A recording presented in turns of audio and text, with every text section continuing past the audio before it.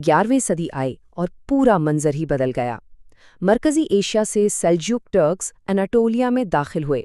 ان کی آمد نے اس زمین کی تقدیر بدل دی اور اس سلطنت کے لیے زمین ہموار کی جو اگلے 600 سال تک دنیا پر حکومت کرنے والی تھی۔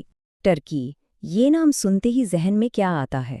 شاید خوبصورت مساجد یا ذائقے دار کھانے، لیکن اس زمین کی کہانی صدیوں بلکہ ہزاروں سال پرانی ہے۔ تو آئیے اس سفر پر نکلتے ہیں اور دیکھتے ہیں کہ اناٹولیا سے آج کا ٹرکی کیسے بنا۔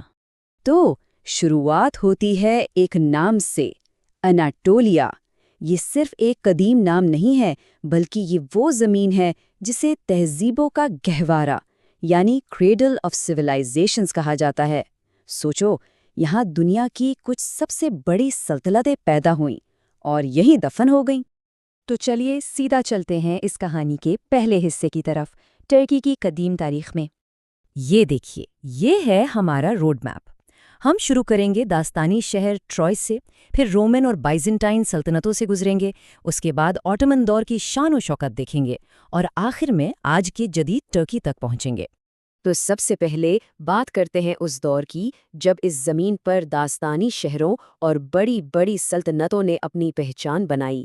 ہمارا پہلا قدم ہے داستانی شہر ٹروئے میں۔ جی ہاں، یہ وہی شہر ہے جس کے قصے ہم سب نے سنے ہیں، ٹروجن ہارس کا قصہ اور اس جنگ کا جو سالوں سال چلی۔ لیکن پتہ ہے سب سے دلچسپ بات کیا ہے؟ کہ ٹروئے صرف ایک کہانی نہیں ہے، اس کے خنڈر آج بھی ٹرکی میں موجود ہیں، جو اس کے شاندار ماضی کا ایک جیتا جاگتا ثبوت ہے۔ مگر جیسا کہ ہوتا ہے، تاریخ ہمیشہ آگے بڑھتی ہے۔ ٹروئے کے بعد ایک ایسی طاقت آئی جس نے سب کچھ بدل دیا، رومن سلطنت۔ اس نے اس پورے علاقے کو اپنی وسیع و عریض حکومت میں شامل کر لیا۔ رومنز کے بعد سین پر آئیں ان کی مشرقی وارث بیزنٹین سلطنت، اور ان کا کیپٹل وہ بنا کانسٹینٹینوپل، یعنی آج کا استنبول، ایک ایسا شہر جو یورپ اور ایشیا کے سنگم پر تھا، جس نے اسے تجارت اور طاقت کا گلوبل سینٹر بنا دیا۔ اور یہ دور صرف طاقت کا ہی نہیں تھا، بلکہ آرٹ اور آرکیٹیکچر کا ایک گولڈن ایرا تھا۔ اس کی سب سے بڑی نشانی بالکل مشہور ہاگیا صوفیہ، ایک ایسی عمارت جو لگ بھگ 1500 سال بعد بھی اپنی شان سے لوگوں کو حیران کر دیتی ہے۔ چلیے اب کہانی کو آگے بڑھاتے ہیں اور دیکھتے ہیں ترک قبائل کی آمد کو، جنہوں نے آنے والے 1000 سال کی تاریخ لکھنی تھی۔ 11ویں صدی آئی اور پورا منظر ہی بدل گیا۔ مرکزی ایشیا سے سیلجوک ٹرکس اناٹولیا میں داخل ہوئے۔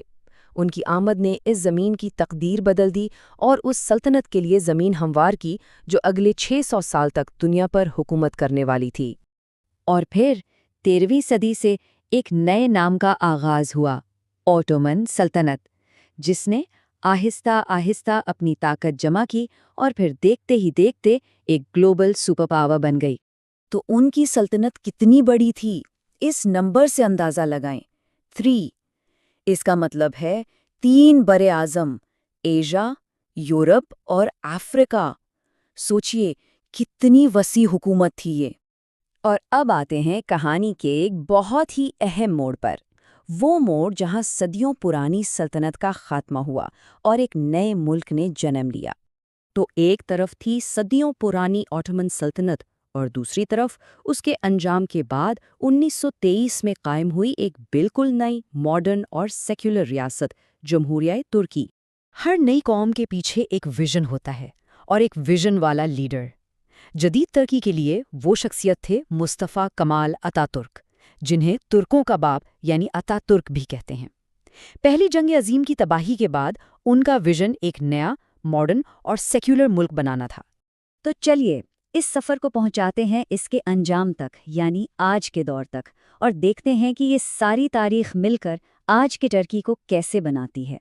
اگر آج کی ٹرکی کو ایک جملے میں بتانا ہو تو وہ ہے ایک خوبصورت مکس، ایک ایسی زمین جہاں ماضی اور حال ہاتھ میں ہاتھ ڈالے چلتے ہیں۔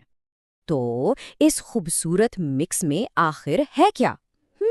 سوچئے، ایک طرف قدیم تہذیبوں کے خنڈر، دوسری طرف انہی کے پہلو میں عظیم و شان مساجد، یہاں بلند و بالا قلعے بھی ہیں اور خوبصورت سمندری ساحل بھی۔ یہ سارے رنگ ہی تو مل کر ٹرکی کی اصل تصویر بناتے ہیں۔ تو ہم اس سفر کو ایک سوال پر ختم کرتے ہیں، ایک ایسا سوال جو سوچنے پر مجبور کر دے کہ اس اتنی لمبی اور رنگین تاریخ کا وہ کون سا حصہ ہے جس کا اثر آج کے ترکی پر سب سے زیادہ دکھتا ہے۔